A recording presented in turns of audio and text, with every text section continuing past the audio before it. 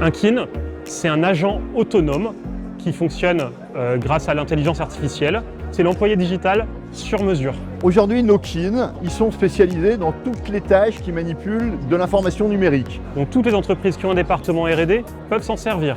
Faire un état de l'art scientifique, c'est quelque chose d'universel. Si vous voulez avoir le niveau d'un chercheur qui cherche quelque chose de très pointu, très précis, là vous n'avez pas droit à l'erreur et ChatGPT va vous être d'aucune aide. C'est-à-dire qu'il faut comprendre des concepts, il faut comprendre comment les concepts s'agencent entre eux.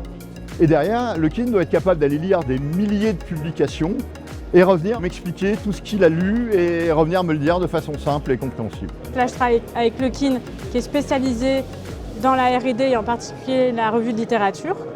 Donc je rentre tout de suite dans une interface de discussion avec le kin. Je lui adresse ma demande. Il va aussi me poser des questions pour pouvoir bien préciser mon besoin et l'objectif de ma demande. Et assez rapidement, il va commencer à livrer son travail. Donc à la fin de ce document, on retrouve bien sûr la conclusion, mais c'est surtout la partie bibliographie qui est très intéressante que le kin vient livrer, comme un chercheur viendrait le faire manuellement dans une équipe R&D. Il va aller chercher les articles publiés les plus récents, il va les filtrer pour retenir que ceux qui sont bons et qui sont pertinents, qui sont de qualité. Il va les analyser tous.